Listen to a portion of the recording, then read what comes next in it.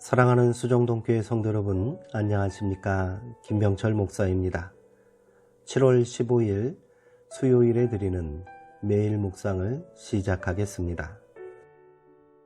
오늘 부르실 찬송가는 288장 예수를 나의 구주 삼고입니다. 찬송가는 형편에 따라 영상을 잠시 멈추시고 개인적으로 부르시기 바랍니다. 하나님의 말씀은 요한복음 5장 39절에서 44절까지 말씀입니다. 이제 제가 하나님의 말씀을 강독하겠습니다. 이것은 하나님의 말씀입니다. 하나님의 말씀에 경청하시기 바랍니다. 너희가 성경에서 영생을 얻는 줄 생각하고 성경을 연구하거니와 이 성경이 곧 내게 대하여 증언하는 것이니라.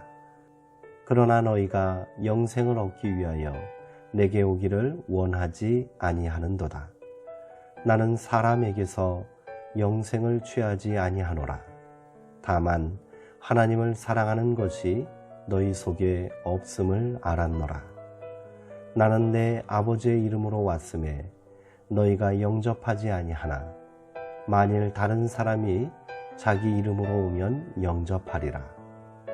너희가 서로 영광을 취하고 유일하신 하나님께로부터 오는 영광은 구하지 아니하니 어찌 나를 믿을 수 있느냐. 아멘. 하나님이 주시는 영광이라는 제목으로 묵상 말씀을 나누도록 하겠습니다. 예수님은 당시의 종교 지도자들이 사람의 영광을 구하고 있다고 책망하십니다. 영광이라는 말은 인정이라고 바꾸어도 좋을 것입니다. 자기 삶에 대한 확신이 부족한 사람일수록 누군가의 인정을 구합니다. 하지만 인정받기를 구하는 순간 인정을 바라는 그 대상에게 예속돼 버리고 맙니다. 정신적 자유를 누리는 이들은 누가 인정해 주든 말든 묵묵하게 자기의 길을 갈 수 있습니다. 알아주지 않는다고 안달하지도 않고 알아준다고 희희낙낙하지도 않습니다. 주님은 타인의 인정을 구하는 이들의 마음에는 아랑곳 없이 마치 수술칼을 들이대듯 그들 삶에 환부를 도려내십니다. 다만 하나님을 사랑하는 것이 너희 속에 없음을 알았노라. 단호한 말씀이지요. 어떤 정상 참작도 위로도 합리화를 위한 여지도 주지 않는 말씀입니다. 아니라고 말하고 싶지만 차마 그러지 못합니다. 우리 삶이 우리의 존재를 증언하고 있으니 말입니다.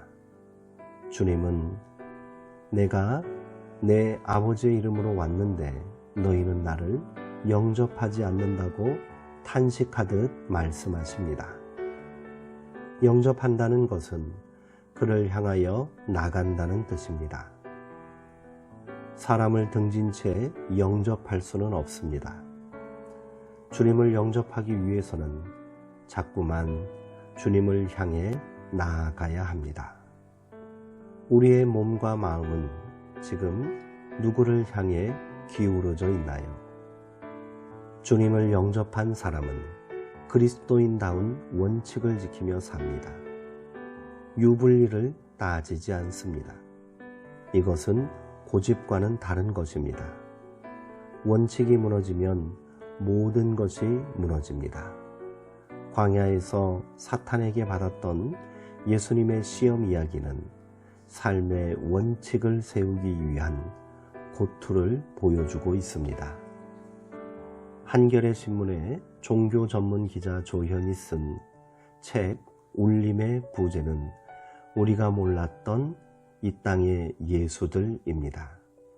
이 책은 예수 정신에 사로잡혀 살았던 24명의 한국인들을 소개합니다. 독자들이 그들의 삶에 감동하는 것은 그들이 사람의 영광이 아니라 하나님의 영광을 구하는 삶을 살았기 때문입니다. 예수 정신으로 변화된 그분들 곁에는 마치 향기에 끌리듯 사람들이 모여들었고 그들은 새로운 세상의 전초가 되었습니다.